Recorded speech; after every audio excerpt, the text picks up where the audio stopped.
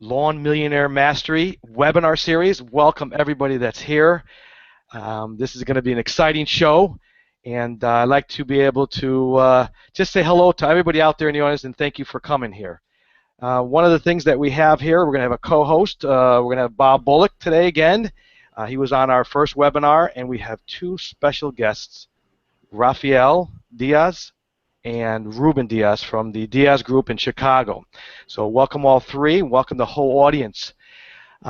We had a great talk the first day. We had quite a few people on, and we reviewed the three massive mistakes that landscapers make that frustrates them when they're growing their business and when they're trying to make more profits. We went over the number one mistake, and the number one mistake was that owners don't develop their teams. And a lot of that, please go back into the webinar. It was great. We had about an hour's worth of work there. We gave great tools.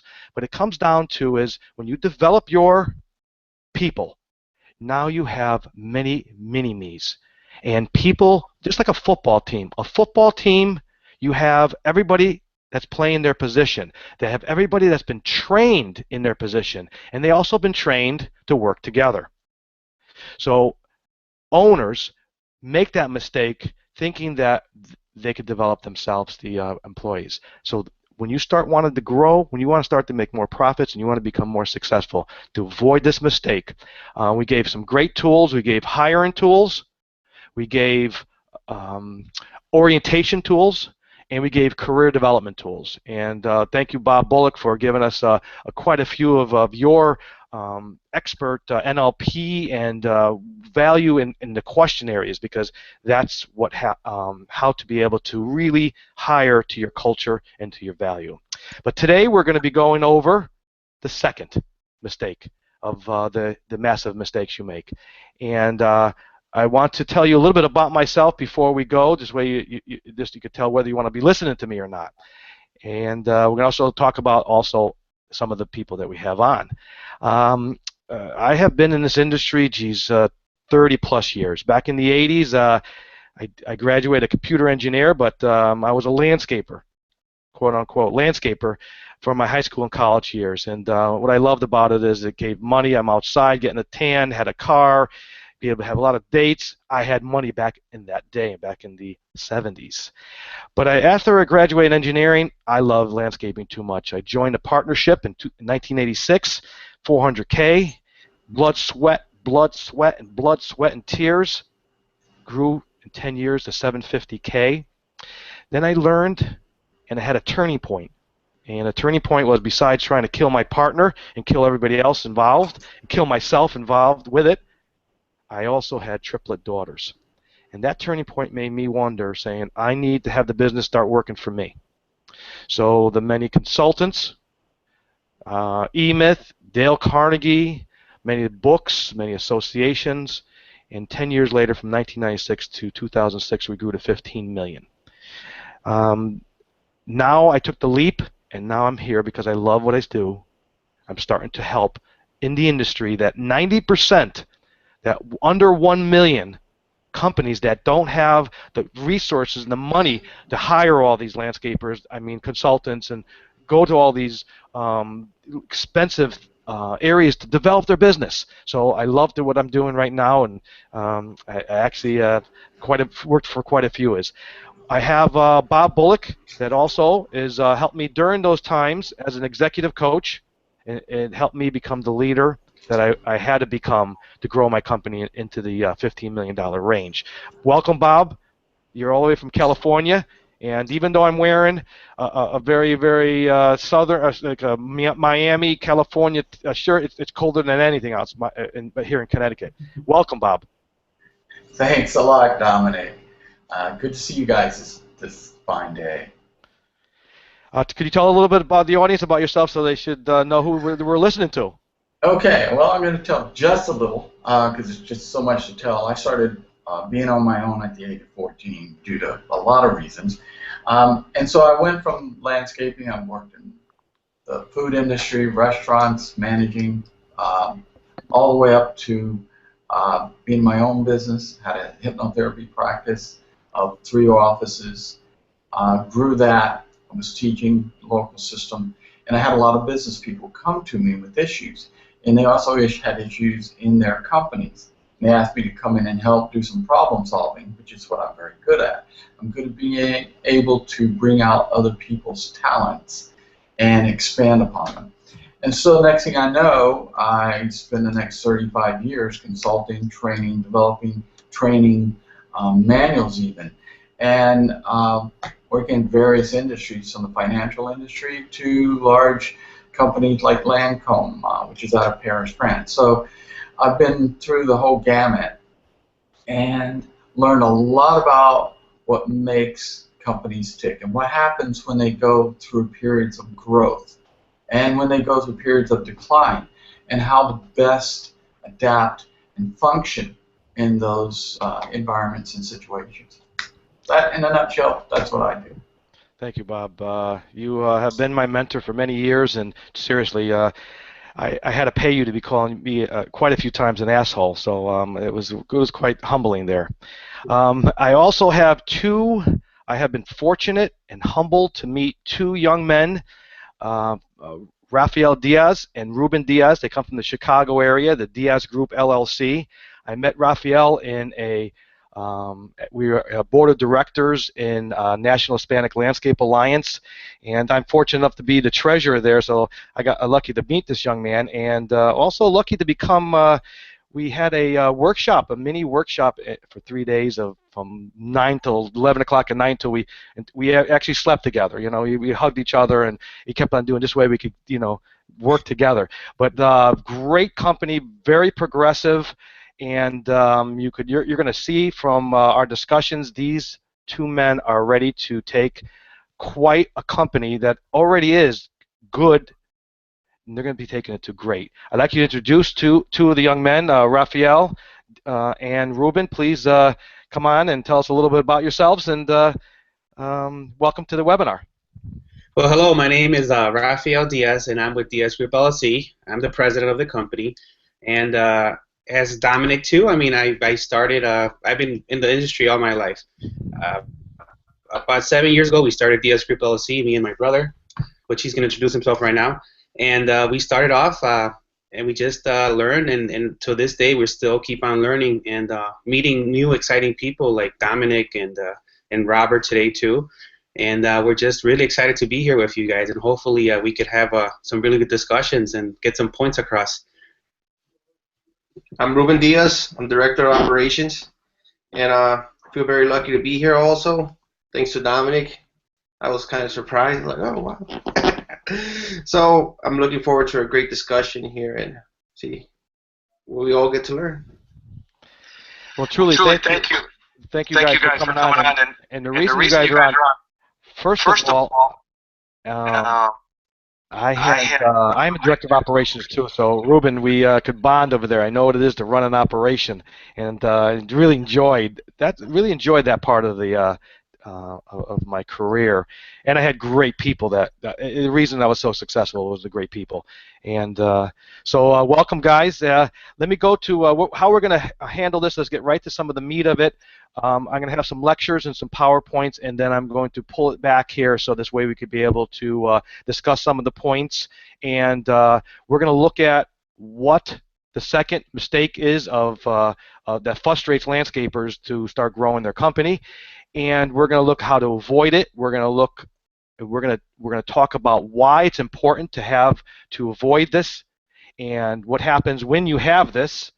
We are also going to tell you and give you some great tools to start implementing today to be able to put into your business, so you could start this avoiding the mistake and really start growing, start making more profits. So let me go on here and come up and put this on. And anybody could scream in the background if something's not going on. One last thing is, in the audience, I have my phone over here. I'm on the screen. Either call me, email me. You have an opportunity to ask questions in the area right in the bottom there. You could put your questions in there. But please email me. So you have my email. It's ENIC at 707best.com. If you're having struggles, I can get you back on here, and then we'll stop the show here just to get you on here. So please just pop it into the information that you're having trouble or you have a question. I will be taking the questions, and then I'll be asking everybody, and I'm going to get to all the questions, so this way we could really help you out today. So let me go to this. Let's see here, right there. This is share. And I'm going to come in here. So I see that everybody's here. This is the $1 Million Master Webinars. Comes from you from the 707 Business and Life Strategies. And also we are collaborating this year in 2015 with the National Hispanic Landscape Alliance, a great new, brand new, a 5-year-old associations that's working and helping a large population that's in this landscaping field that's in the Hispanic. Now we're doing both, everybody, and but they're going to collaborate with us this year. I have a quote from Stephen Jobs, and we all know, and from good to bad to ugly to extraordinary, this man has really touched many people and also has changed a good part of our lives. But this quote here is something that really touches me, and it goes for what we're actually here for today. And here's a quote.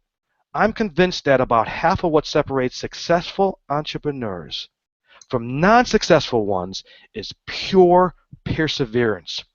Now, with this quote here, everybody, I have to say, everybody says they go the extra mile, but almost no one actually does. Most of the people always come here and they think, wait, no one else is here. Why am I doing this? And they leave, never to return. But that's why the extra mile is such a lonely place. It's also why the extra mile is a place full with incredible opportunity. And I'm going to tell you, it is hard. But over time, it's going to make you incredibly successful. So this is why we're here. This is what it speaks to us. And really, it comes down to is 80% is just showing up, and 20% of this is pure perseverance. So the 3 massive mistakes landscaper owners make that frustrates them. A lot of you in the landscaping and the snow industries are growing their businesses and looking for solutions to make them more profits, to grow, and not just say, I'm going to double my company and go absolutely nuts. So here are 3 massive mistakes. We told you, number one was to be able to develop your employees. Please go back to this first webinar, and you'll find that we looked at hiring, orientation, and career development, and we gave you tools to implement immediately into your business. Second biggest and the massive mistake the landscapers make is owners don't lead with a clear strategic objective. Now, what is a clear strategic objective? You always talk about, here's a couple of there. You see, here's 2 examples of strategic and values. You see this all the time. You see Apple and you see Starbucks. But what separates them when you see these 2 icons? What separates you when you look at Apple? And what do you feel? What do you sense? What do you taste? What do you look for? What do you think that you're going to get when you own something like an Apple electronics? And what does it do for your life? And the same thing with Starbucks. When you walk by a Starbucks, when you're going anywhere in the country, anywhere, sometimes you say, I'm going to look for a Starbucks. What do they do? I mean, yes, they have coffee, and it is a good cup of coffee, expensive cup of coffee, and why do we go buy an expensive cup of coffee? Again, what do they portray? What is their strategic objective? What do they taste like, feel like, look like? When you go into their places, what happens? And that's what happens when you have a clear strategic objective. So when we look at this, and I say written strategic objective, it comes down to the who, what, when, where, and most importantly, the why. So this is a time that I'm going to go through and look at areas that are going to be able to help us get this. So like what will it do for us? What would a strategic objective do for us? Now, owners know where they're going. They absolutely know where they're going. When we ask, I'm going to ask Raphael and Ruben, I'm going to ask anybody in the audience to say, I think as owners, we exactly know what we're doing, where we're going, and we have the vision. But do the employees have it? I go into many companies right now, and I could put everybody in a different room, and I have to tell you, they don't know. They don't read the owner's mind. As an owner, when I went back to my days, I thought the same thing. I thought they knew. I'm here working my heart out. They should know that's my value. I am servicing the client. I am looking good. I'm dressing good. I'm dressing clean outfits. My place looks good. My truck looks good. I do certain work. Why don't they know who we are, what we are? And how do they not know where the heck we're going? So this is what a strategic objective does. It helps people and employees what to do here. So now why is this important? When the employees understand who they are, who the client is, what type of work, how they operate in this business, where they're going, what they're going to be in the future, now they have a way of knowing how they make decisions, how they want to be a part of you, where they're going to go, what they're going to do, and how they're going to act when you're not there. This is the reason why this is so important. I'm not talking about putting a written thing on the wall. Sometimes I walked into, Baskin Robbins one time or Ben and Jerry's, and you see all the 5, 6 things that they do. I'm not sure if this is what they do. This is what they've written on there. I don't know if I had to say I probably did, and my wife and family says, Dad, shut up. But I asked, do you know what you value and what's your strategic objective? And of course, you probably don't get that as much. Again, who knows what it is, if it's an area, but this is what the problem is. So now, why? Why is this so important? And even something, what happens when you go on vacation? What happens if you get sick? How do your employees make those decisions? And you'd be surprised to know, and we're going to learn how to do this, but you'll be surprised is if they know who they are, they know what services they have, they know who their clients are. When they have to, something comes in front of them, they're pretty much 9 to 10 times out of 10, they're going to make the right decision. And they're going to make wrong decisions this time, but they're going to make a lot more. And hell, if we haven't made as owners, made a lot of problems over there. So that is the reason why. When you don't have a strategic objective, hiring is going to become harder. People are not going to know who you are. You landscape, big deal. You do snow. So does everybody else. But who you are, what you stand for, so important. So let's just take a look at some of the areas that we're going to do. I'm going to come back out here before. Let me do this. Let me go down here and say here's what we do is how to do this. How do we get this into our business? So create a one-page strategic objective. So how do we create it? I'm going to show you a simple technique to create something one page, and then I'm going to show you how to implement it, how to keep it into your company. And this is a lot more that we're going to be talking about, and this is what's exciting about it, because not only we have an executive coach that helped me and helped many of the owners in the businesses I go in now, is we have 2 progressive men, Raphael and Ruben, that they're doing this right now, and that's what excites me the most. So who is the company? If you take a piece of paper out, who are you? What are you? Are you a landscaping? Are you an arborist? Are you a rooftop, a chimney cleaner? What do you do? I know for me, when I had a partnership, I was a professional grounds manager, a management team that serviced high-end clients. Who we are? Who was your clients? We service high-end residential estates. We also service multi-location snow commercial accounts. Those are our clients. Now, who are our employees? We were well educated. We had technical training. We had system training, management training. We were uniformed. We had people that came in there that were coachable, trainable, and team players. That's who our employees are. Now, once you read that in one paragraph, you know who we are, who our employees are, and who our companies are. Second, what's your company? What do your company do? We were landscapers. We were lawn maintenance people. We actually provided many services, but We stuck with what we knew and we knew best. So what are your services? You get a story like you're cleaning gutters out in the fall, and all of a sudden you see that the chimneys over there that has a problem on it. Will one of your foremen go up there and saying, hey, by the way, are they going to start talking to the client and start selling chimney services? Well, having a strategic objective, usually they're going to overlook it. They'll mention it, but they know that we don't do that. That's the power of this statement. Next, when will your company be there?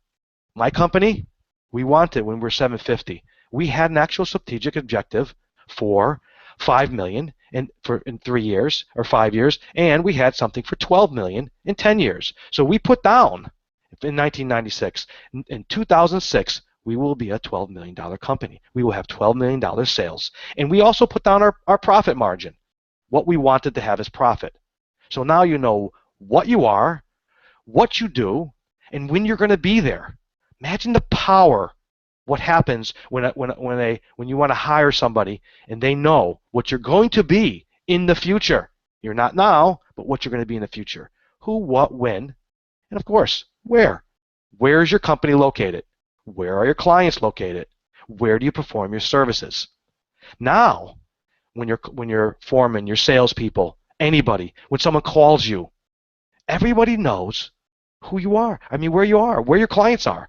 When it's something outside the spectrum, it better be a good reason. For instance, if you had somebody that was way out of your area, but your commercial accounts, they had 4 or 5 huge commercial accounts, well, you're going to make an exception. But pretty much 99 out of 100 times, you're going to know who your clients are, what your clients, and where they are. Imagine the power now for salespeople, or even the supervisors when someone comes knocking on your truck window. That's where you are. Now, last is one of the most important things. We touched upon it with hiring.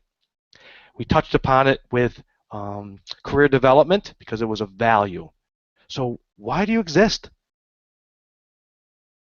How do you act? How do your employees act? What do you believe in? I still remember the 5 things that I had in my company. It was service the client, period. We had high-end clients, and we had to service these clients. This was a value. We had to make sure we service our clients. But how did we do it? We did it with systems. We had systems run the company. We were process-oriented, system-oriented when we did the work. 3, we were educated people. We educated and developed our employees, and we actually developed the systems for them so now the employee runs the systems servicing the clients. We also did it we had education throughout our company. And lastly but not least, we had image. We felt that the way the company looks, the way the employees look, the way the truck looked, the way our properties looked was of value. We live by those values. This is probably the most important area of your strategic objective. Now I'm going to come back out here and we're going to start talking about something. I'd like to see something come. Bob, you were part of our growth of our company. You helped us in many of the areas, and also, fortunately, you're one of our stages. My stages, once I start growing and helping people get to their goals and foundation, one of the things I do know is I bring you in to my companies to help the leaders, to help the connective tissues here. So I'm going to come out of here. And I'm going to go back to, if I could find it, I am going to go back to Mr. Bullock. Here we go. Stop the presentation there. And Bob, could you please, what do you see when you come into a company as an executive coach, strategically? What do you see, again, I'm going to give you some things as I'm looking for is, what are you looking, I mean, do you see the owner have a strategic objective and values and culture? Do you see the employees are connected to that? What is it that you see when you come into a company? Well, the first thing, Dominic, I look for is what do they have, as you're talking about, and what's missing? Where are the gaps? Because one of the problems with what you're talking about that I've run into for clients is their planning methodology. And the common problems with planning is there are great ideas all over the place. They have great ideas. Some of their employees have great ideas. They see other models out there that they would like to emulate as a great idea. Yet there's no direction in being able to accomplish that. We find that there's no buy-in or consensus with anyone else in their organization. One or two people, and that's it, and it fizzles out. So there's no energy, and even more important, synergy, the combining of everybody's energy toward that effort. A lot of times, a big failure is the leader, especially of smaller companies, the owner or leader has been the only guy in place. So he's a dictator. Even if he's a benevolent dictator, still a dictator. Everything emanates from him, all the direction, all the energy, and eventually that guy's going to wear out, or lady. So if you're a dictator and you're dictating everything, prepare for pain. Because there comes a point where you no longer have the capacity to continue dictating. Or you dictate, nothing happens. No priorities. There are conflicting objectives. That's a big one. Even in your company, Dominic, we discovered there were some conflicts in place to effectively pursue your values. Like we served a client period. I remember one situation, if you don't mind me bringing it up, where the client agreed to have you guys come in, wanted you guys to do something. Somewhere along the line it got misunderstood. He did not want you on Thursday, he wanted you on Friday. Everybody shows up on Thursday. You got 20 men milling around his property, and they have a big fundraising party going on in the backyard with a big tent, and everybody's dressed in black tie. And the guy did not want everybody there. So knowing the real specifics and everybody in the company knowing that. So conflicting objectives, and that might come from other people and secondary values going on in your company that you don't know. No transitional period. A lot of times the owner will get up and say, okay, we're heading over that hill, charge, and he goes running up the hill, he's over the hill, he's over the next 3 hills, and everybody else is still at the bottom of the other one scratching their heads going, where'd he go? What's he talking about over the hill? We don't even see the hill. So they don't give enough time to get to that transition from where you are to where you want to go in terms of you being the owner. Sometimes history gets in the way. Oh yeah, we've heard this before. You had all these great plans and they got put on the shelf. It doesn't matter why they got put on the shelf. They were put on the shelf, never fall through, so nobody buys it, nobody believes it. You don't have a way to fine-tune it. And that comes from accountability. Accountability is a very interesting animal.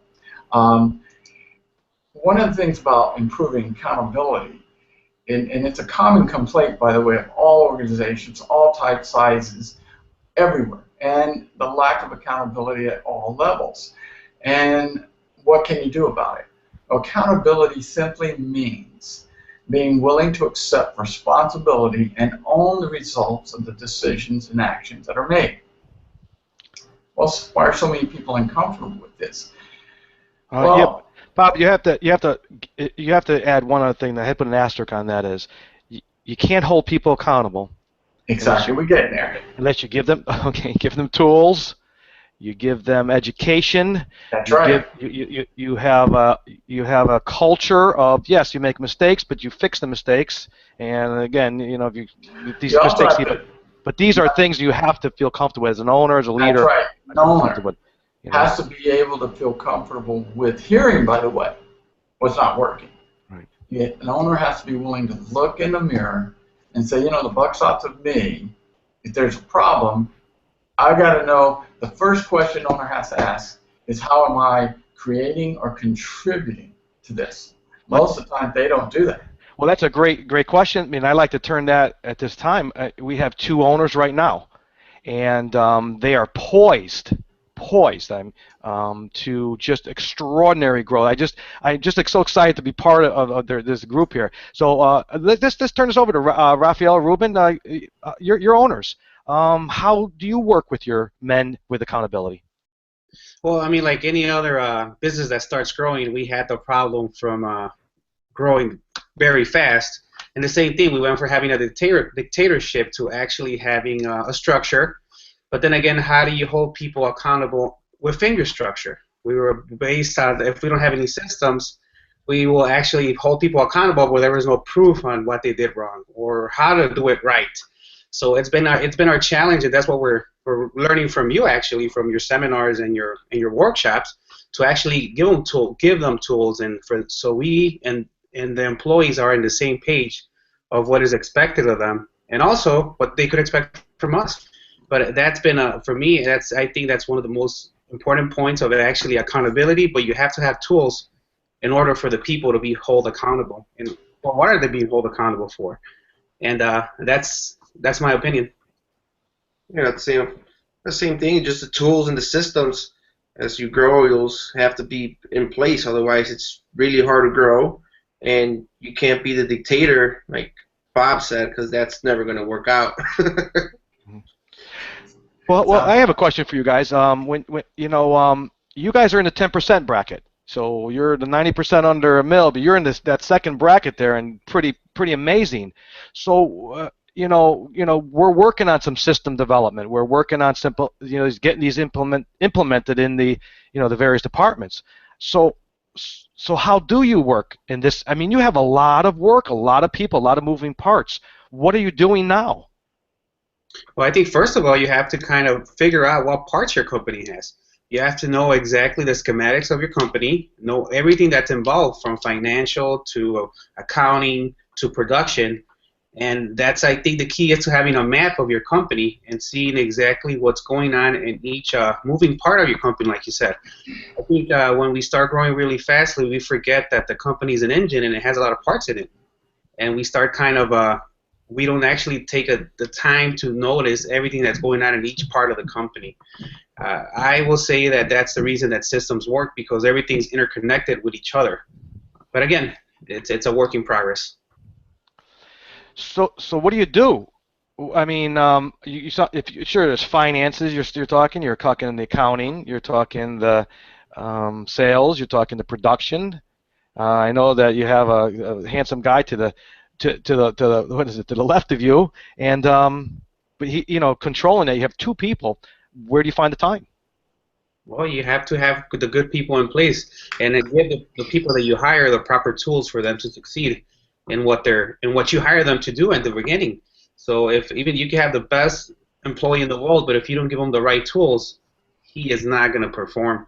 And at the end of the day, he's going to burn out, and you're going to end up either being not on the same page, or even at the point of probably breaking up the relationship, the business relationship. But I think the best way to do it is to have the tools in a system way, having something written, a process that you follow, and values that you set. I mean, always pushing those values is probably, for me, I think it's one of the most important aspects of the business. When they have a question and they don't know what to do, I mean, go back to your values.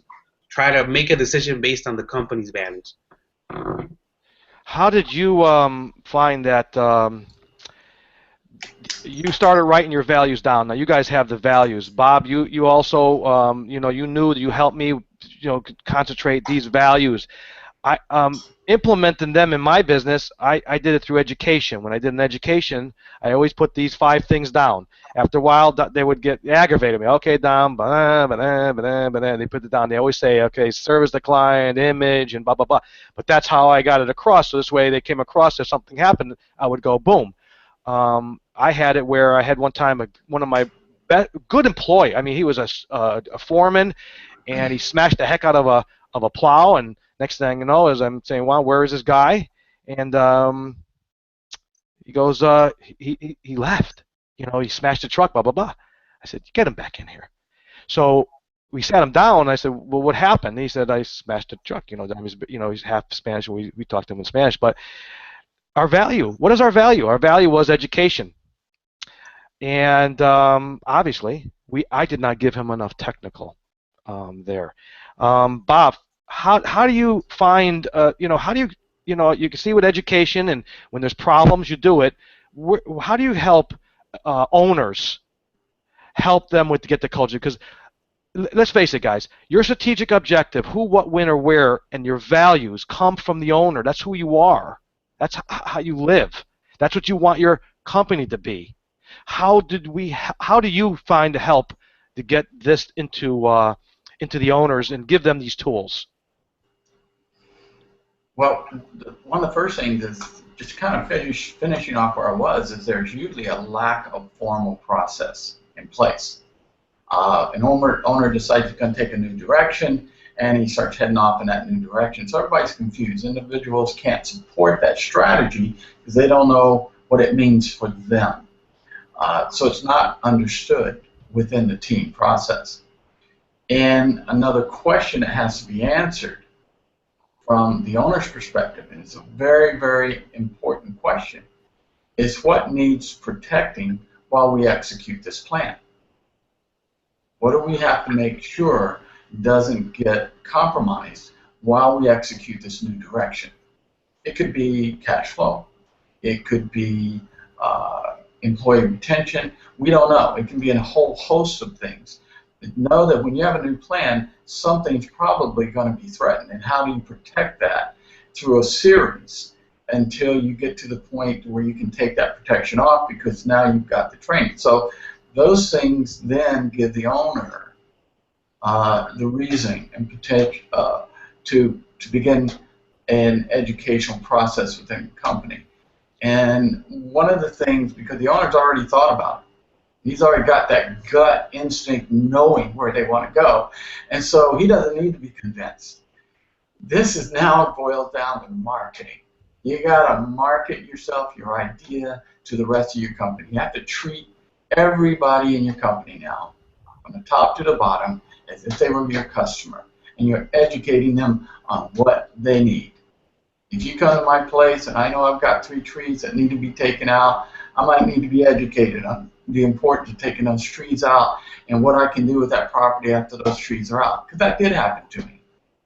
And that's what I did. So as a customer, now you have to look at everybody within your organization and how can I bring them along at a pace and not try to jump from right where we are to, yeah, but look how this will be when we're there.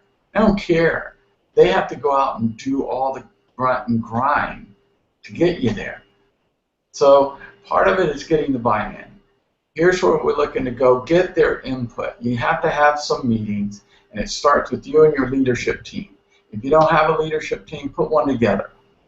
Get one guy that's willing, other than yourselves, to be a representative of each department, and get their ideas. From your perspective, here's where we're going. How do you see that as affecting what you do and how we can get there? Now you're starting to get buy-in because they have input. If they don't have input, then you're just a dictator. If they have input, now you got people on your team. And that's when it starts to become effective, because that will then grow throughout the rest of like a positive virus in this case, throughout the rest of the company. And other people down in that they can then have meetings. You need to teach your guys how to teach their guys so that you have layers. It's all about multiplying your efforts, because you can't do it all. You'll get frustrated and resentful. So then putting that together, getting it on paper, by the way, is going to be crucial. So you got to have a plan, you got to have a schedule, Sure. that you can implement. Well, I have to tell you something, Bob. You're giving me some deja vu and some going back to my time, is because I think many of the times I would have conversations with my people, and I think that when I discussed it with you during the week, you'd say, Dom, you're crazy, because you're in the future, they're in the present, and you're confusing the living heck out of them, So, and I learned the value of answering the questions and helping them in the present, and then when the time came to be able to help them know where they're going and calm them down. So this is a good thing, is Raphael and Ruben, when you're doing the strategic, do they know your strategic plan at this moment? Are you in the moment? Are you in the future? Are you in both? I mean, how's that working out for you? Well, I just want to give you a little bit of a background story. So when we started, me and my brother would talk about our goals and our strategic objectives. And it was fine. It was only two people. We were leading probably 6, 7 persons. It was fine. But now when you're leading more people, now we have to figure out how to get that strategic objective to another 50 people that are out there. And I think that's where, like you said, it has to be recorded and it has to be done properly. And yes, we do it always in the present and in the future. That's how we do our strategic objective. I mean, knowing that we're in the present, what we have, and where do we need to be, and how are we going to get there? And bringing our leadership team that we have, we try to work with them. They're probably the ones closest to us with the strategic objective. I mean, we had to create a leadership team, like Bob said. It was very important. I mean, the people that are around us that help us manage all of our other employees, because they're the ones that deliver the message down also, because they're mini us. I mean, we try to create many people like us that think like us through our strategic planning. Is that working, Ruben, for you? Is it, because a lot of times, let's face it, language, I mean, you're the same language and culture of a lot of your people. I found it to be, I did write it down, but, I know that I worked with you. It wasn't quite written down there. These are the things that you see in most companies.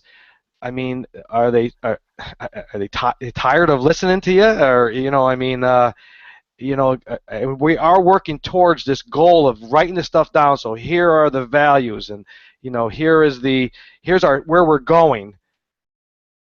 But you're in the present day. So is this a constant? This is our value. This is our value. What's going on there? Well, I'm going to be honest with you, and sorry, I'll let Ruben talk right now. But one of the biggest things you have to do is you have to lead by example. You have to follow those values to a T. If you say you're going to be professional, then the way to instill professionalism on the rest of your other X amount of guys that you're leading or managing, you have to follow those values to the T. I mean, if you say you're being professional, you're always being professional. If your value is honesty, then you better be honest 150% time of the time. If not, the guys, you could write it, you could talk about it, but you have to lead by example. And that's what I've seen that gets us more success. And it also has brought us into a little bit of a problems when we haven't followed those values ourselves as owners, because the people are seeing what you do. And that, I think, is one of the most important. The leader has to follow those values to the T. That is excellent. You could again, you could see you could see. I just want to compliment you guys over here. Is when it came to your company, there is areas that these mistakes are there. You're poised, and that is exactly to be consistent. That is so critical, to be consistent, especially like if again, it's that old saying is you have a cigarette hanging in your mouth and you're yelling at your kid going, don't smoke, and this thing is hanging out, or that is. But this is the same thing is where if you came in early and you came in on time, or you went to see the client on time, if you are late all the time and you want your people to do it, perfect. Raphael, I couldn't say it better.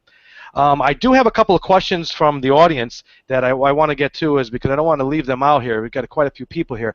First of all, I'm sorry that some of the they said that the interruptions, the PowerPoint didn't go through, and I'm sorry for these technical gods here, not really helpful with us, but I will get you some of the points there. I have another one that says, I feel as though I cannot leave the crew alone without seeing that one of them is a clear leader. I want to spend more time building the business, not directing the crew all day. Guys, could we answer that? Is how to be able to leave the crews alone, especially if there may not be a leader here? How do you balance that? How are you balancing the work while you're working, but then again, you have to step back. You have to start working on your business. And please, I want to give you one thing: there's a bunch of malarkey, working on the business and you don't work in the business, blah blah blah, baloney. You're always in the business. Just now you're working in only a certain section. But how do you guys do this? How do you, this is a very good question by Eric here. How does he wants to spend time in building his business, but Well, one of the things that when we were at that stage, one of the things that we realized is that you almost always have a leader inside your group there that you have there. So you have to identify who's going to be the leader and then start training him little by little on how he should lead that group. And then it gives you more time to step away and you mentor that foreman that you created, especially if it's one or two. I mean, you have to mentor him and try to make him into a mini you that he's gonna make wrong decisions sometimes. That's always gonna happen. We all make wrong decisions. But instead of getting mad, you should try to mentor him and teach him what he did wrong so he becomes better than you eventually. And I think that one of the most important things is to have trust. You have to trust somebody or your guys. If you don't have trust in your guys when you leave, they're going to do the work. It's not going to work out. You have to develop smart trust, which is you trust the person, the leader that you feel that's, like my brother said, that you feel he's the one with the capability of helping you out that time that you're not there. But you have to be yourself smart enough to trust that guy so he could trust you back and deliver like if he was the owner of the company. You have to tell him, you know what, when I'm gone, please, you are the owner of this. Treat my customers like if they were your customers. And I think the trust is one of the most important aspects of business. And I think me and my brother here have been really good at trusting everybody around us. Again, it's smart trust. We're not saying we trust everyone, or that we go out and blindly trust everyone, but we develop this relationship with people that we trust them, and we help each other out. And I think that's what's key for a lot of contractors, to just be able to trust their field people and have that trust within them, and it will work out perfectly. We'll find a way to hold them accountable. Okay. Bob, how do you help owners and the employees with trust? I think we lost Bob. Oh, we did lose Bob. Okay, he'll come back on. So there's, that's a good point. Is when you're talking about the trust issue, that is very important. It does come from in there. So they see that you trust them, they're going to come back and trust you, right? And again, like you said, Ralph, you said it was right. You don't trust everybody. You give them the tools, you give them opportunity, you hold them accountable, and you trust them. It is a weird thing here is that we can make these mistakes, but we know we have the values. That's what's so important to having people that work for you. So you hire to values, and also your strategic plan has these values. So you know that person, even though that person makes mistakes, unless they constantly make those mistakes, that's a different beast, but usually it's not. When they make the mistakes, if you could trust that they have your same values, you're going to be the same thing. It's going to have the same thing. Bob, I know we lost you here. Is one of the questions. One of the questions that came from our audience was, how do they still build their business, but also how to get your lead people to do it, because it's a hard balance over there. Raphael and Ruben was talking, and they said about trust, and you give them the trust, give them tools, but you have to trust them to make the right decisions and mistakes along with it. How do you help owners, and how do you help employees with this? Well, first and foremost, let's just define trust. You can trust everybody. I know some people probably wide-eyed step back from their computer. No, you can trust everybody. You can trust liars. You can trust thieves. You can trust murderers. You can trust liars to lie, thieves to steal, and murderers to kill.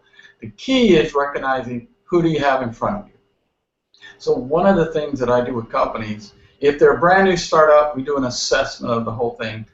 If they're redeveloping, if you are now at a place where you feel like you're spinning your wheels and you're stuck, then you have to review your whole company. You have to do a review of it. It sounds like a lot of work, and guess what? It is.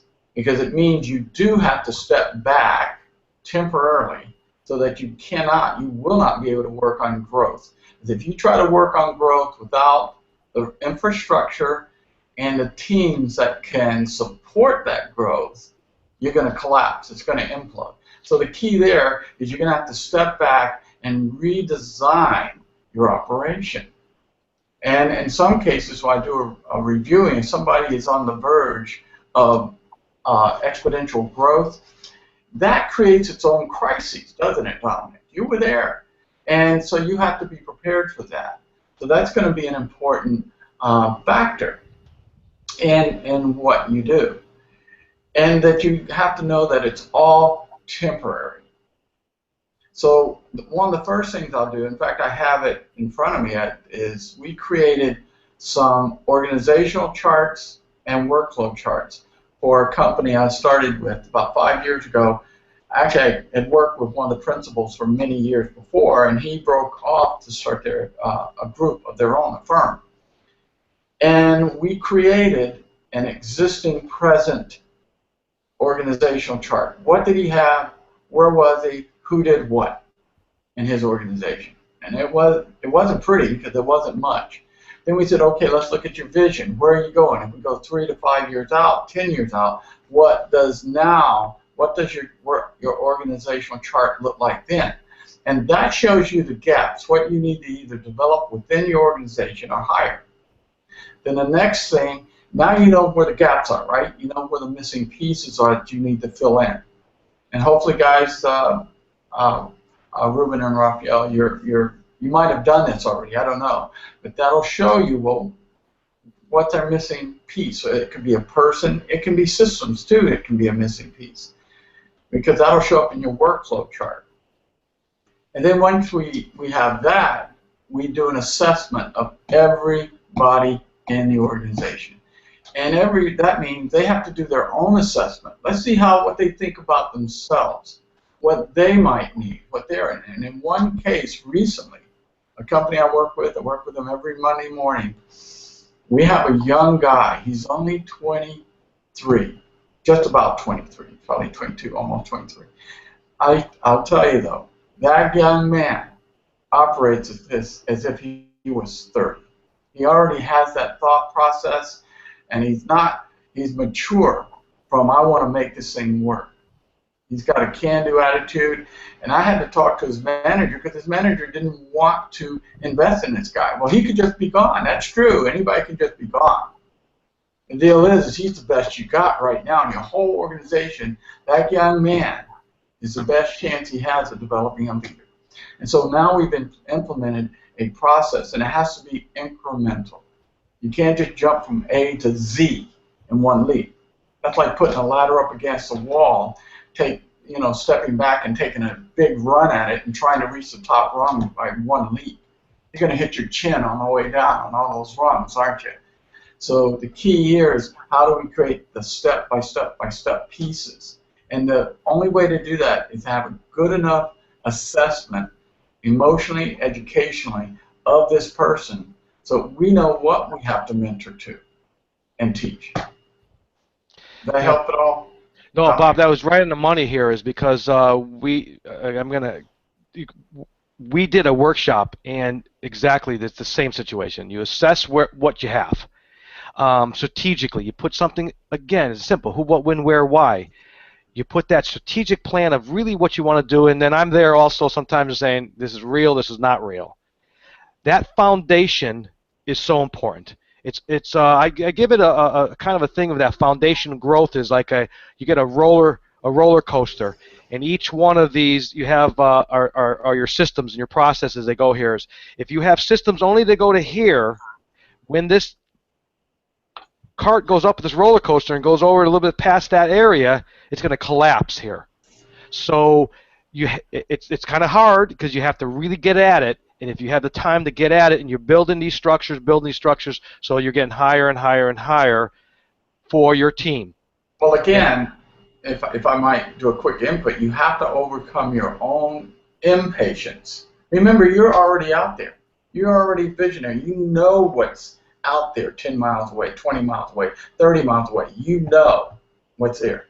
And so you're going to have impatience start to take over your life. And you become rude, aggressive, or abusive even in some cases because you can't believe how stupid your people are. Well, they're not. They just don't truly know what's in your brain until you get it clear on paper and that they understand, each of them, what it means for them. What's in it for them to help you achieve your goals? How will they benefit and grow? And then now they want to be on your team. And they want to be accountable. And now it's no longer about being accountable. It's about being proud of the work you produce. And, that can go from the very bottom guy to the very top guy. Sure. Ralph and Ruben, we worked together last month on a foundational system. So we worked on strategic, but what Bob is saying here is we worked in it was the different departments with the work orders, from how they were generated, to how they were produced, how they were verified into invoicing. How are your people looking at this value? Because again, it gets anxious. I know myself, as Bob was saying, I'm bringing back the pain that it was in my company that, why aren't you guys doing this? Well, I just had an education meeting. So how is that working out? I mean, I know you've been having a couple education meetings with your people. What are they talking to you about? Well, it's been extremely, extremely great for us to be using the systems. I mean, at the beginning, it was hard, like anything else. Like you said, it was a change.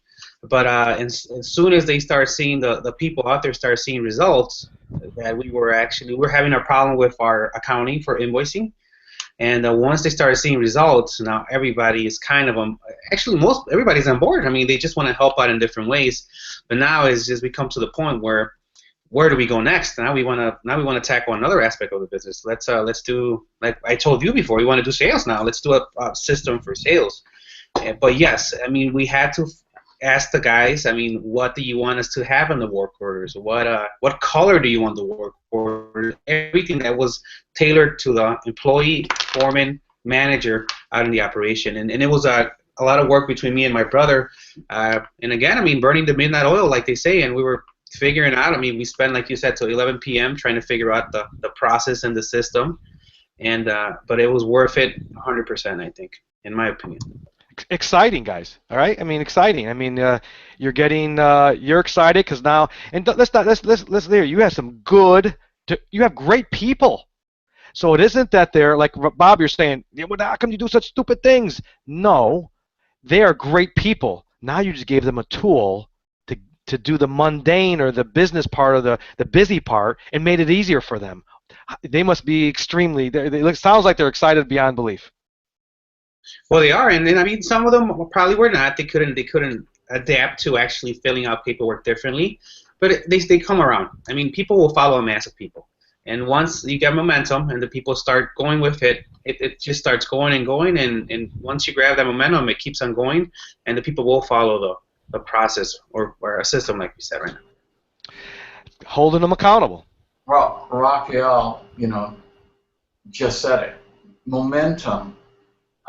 And what we call reality consensus in the shrink world, I guess. And that means when more people believe something or agree with something, that's the new standard. That's the new standard. So when you're making the changes that you guys are doing, you're creating new standards within your operation. And there is a period of time, again, where there's turmoil, there's resistance, and that's normal. And once it pops above a certain threshold, all of a sudden now it gets easier and it becomes the norm. And by the way, brand new people coming in don't know the difference. To them, that's the way you do it. And the more you bring in new people and you train them to that new system, and sometimes you have to say, I don't care what anybody else does, this is the way you're expected to do it. Because sometimes some of the older guys are kind of resisting it. Well, you don't have to do that. And that's not true. The new guys keep on them to do it your way, your new way, and then there are going to be more guys like that, and your growth, that's when you see that spectacular growth, because then your system is working, and that's exciting to see.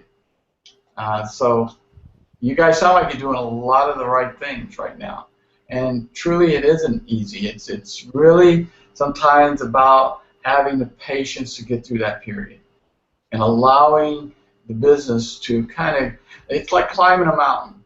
Sometimes you see what looks like a peak, you get to the top of that peak, and you realize you got to go down in another valley to get up to the next peak. So, what you thought was a peak is really not. It is a peak, it's not the peak. And then you have to go down to go back up. And that's kind of what growth is in business. And it will feel that way. And don't let that get you. Don't let it, it's not true. It's not reality. It just feels like, God, we feel like we're going backwards if it seems to be a little bit slow. No, because once the majority of you people get hooked on this, it revs up to a speed you can't believe it. The hardest thing for you will be keep your hands on the steering wheel keep it on the road. Very true. No, no, it is another true is because once you figure that out and you get out of their way, you are the man that's steering or the woman that's steering. That's what I was talking about. You say working in your business and on your business. Just because I wasn't, cutting lawns or putting flowers in or doing scheduling or doing accounts payable, there is the glue, there is the leadership, there is the person driving this company. And that's the vision and giving them the tools and planning that stuff. So there's still a lot of work. It's where I enjoyed it, and I know you guys out there in Chicagoland are going to be a force to be reckoned with because you're putting those foundational things, you're putting your values together, you're putting strategic. Now your people know where you're going. I have a couple other questions here, and then we're almost coming up on the hour here. He has, I do need to find over there. And this is talking. The question is how to ready to take the step back and be able to continue to make money. So when do I know I am ready to take a step back and be able to continue to make money? This young man was saying that he's a 400K in construction. So again, I have that question with your org chart, but how do you do this at this level? You don't. I'm going to be straight with you. You need to build your strategic objective, and this is a written strategic objective. Where will you be in 5 years? 3 to 5, really 3 years. It goes to 3 to 5 years. You'll know where you're going. What are your values? It's you and your wife that are building right now the 400. So write those values down. And like Raphael said and Ruben said, very good point is, live those values. Then you have an organizational chart that's going to satisfy the 5-year strategic plan. That's where your this is what your org chart is, not your org chart of today. It's these are the things that you need to build. Your org chart today may be $1 million, while your older one don't build. It's out of place. So your strategic objective, your organizational chart that satisfies it, is at the, just an example, if it's at the future, the $1 million company. Then you take it apart and come down here. So I hope they answered that question here with that. He said, this is good stuff. I'm ready to roll up my sleeves. You got it. Okay, so I do want to again. We're on the top of the hour here, and this is during some really good stuff, guys. Bob, you're coming from a executive training role, and I know you've helped me out. Put the brakes on me, and but you helped drive this company, my company, to a heights that I never believed possible. And Raphael, I want to thank you, and Ruben. I also want to thank you because, again, you're at a very good level of your lives with very good people, and I know now you're putting the strategic objective together, your values, your org chart to satisfy that, and we're starting with systems, so it's just ready to just take off to go in there. So I want to also thank you guys from Chicago's for coming on here. It's going to come up onto your lunch break, and I also want to thank the audience for participating and their questions over there, and sorry for the snafus that come about here. But this is the second mistake. I want to just reiterate what we learned. The second mistake that owners and landscapers do to be able to avoid growth and its profit is to strategically plan for your future. So this way, everybody from employees to clients, to yourself, it's written, your direction's there, you have now values, and Raphael and Ruben, you've sent it things, live your values, write them on the paper, now you know them, and any chance you have, from education, right to the problem area, to what you're doing, sweeping the floors, because you have an image, you want the things, pick the piece of paper up. That is the value of a strategic objective, and that's what you get to avoid it. I do have a couple of tools to help you build your strategic objective, if you like. This is Dominic, D-O-M-E-N-I-C, 7 to 7 Best Business in Life. 7 to 7 777best.com. Sorry about that. And I would be able to send that to you. Bob, I know that you mentioned that you had you did some little areas there. Did you have any kind of in your tools in your arsenal there that you could be able to that you would think that our audience would love? Well, I've got a whole lot of things. My God, it would take it too long to express them. But if somebody gets in touch with you and you don't have something that specifically addresses that, just get in touch with me and I'll see if I have something. I'm sure I do. I'll pull it up. I have a lot of forums, a lot of bullet-pointed things that you can do, and hopefully some of these folks can start to utilize them. And I've got some stuff that I can throw at you. Well, I'll add it to my this how to build your strategic objective and values. And assessment. I do have some self-assessment. Perfect. So let's get the assessment to them, and let's get the strategic building over here. I'm also offering one-on-one strategy sessions. Please, again, Dominic, DOMENIC at 777best.com, and let me see where you are and see if I can help you any more. So I want to thank the audience. I want to thank Bob Bullock from California. I want to thank Rafael and Ruben Diaz from Chicago, and all the many people. Really, we have everybody across the United States, and we have some people from Canada. Thank you very much. My name is Dominic A. Chirella, 777 Best Business and Life Strategies. Thank you. Have a great day. Thank you. Thank you, everyone. Thank you.